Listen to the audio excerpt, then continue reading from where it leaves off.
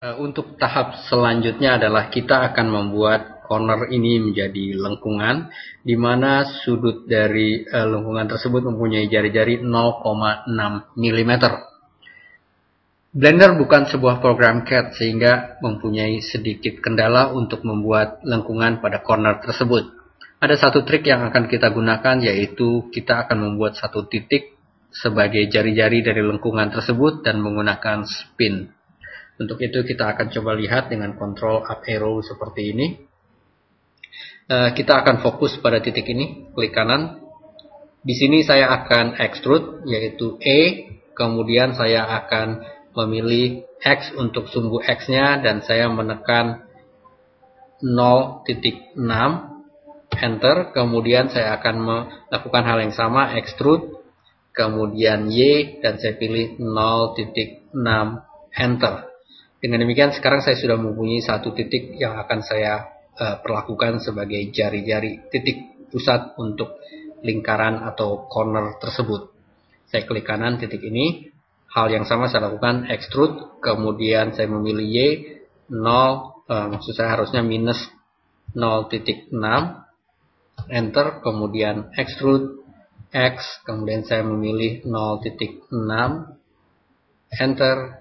Demikian pula dengan di kanan sudut ini saya lakukan extrude, kemudian saya memilih X minus 0,6, enter, lalu saya akan memilih di sini extrude Y, kemudian ke bawah berarti minus 0,6,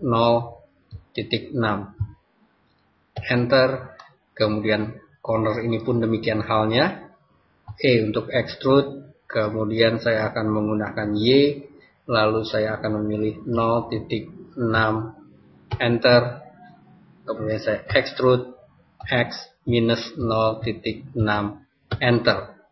Tekan A untuk non-selection, A untuk select all. Di sini kita sudah mempunyai titik-titik yang akan kita lakukan sebagai titik pusat dari lengkungan tersebut. Saya tekan A untuk non-selection. Kita kembali kepada control up arrow di sini. Lalu perhatikan pada panel di sini, terutama pada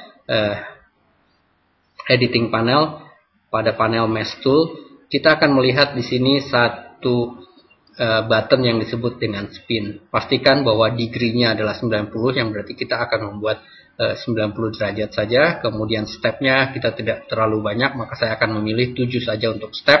Dan di sini kita bisa memilih clockwise untuk berputar searah jarum jam. Kita kembali lagi di sini, saya memilih titik ini. Saya coba zoom untuk mempermudah penglihatan. Di sini saya coba zoom seperti ini. Saya memilih titik ini, kemudian saya akan memilih titik ini sebagai titik pusat. Untuk itu saya akan shift S, yaitu membawa kursor saya menjadi tepat pada selection, sehingga sekarang kursor titiknya di sini sebagai titik pusat. Saya klik kanan titik ini untuk memilih, kemudian saya akan men-spin titik ini sesuai dengan arah jarum jam. Untuk itu saya klik spin di sini.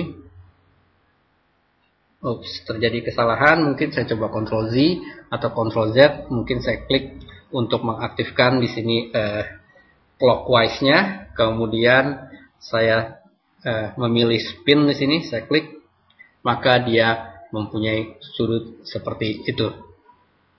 Hal yang sama yang akan kita lakukan untuk sudut yang lain, demikian pula halnya.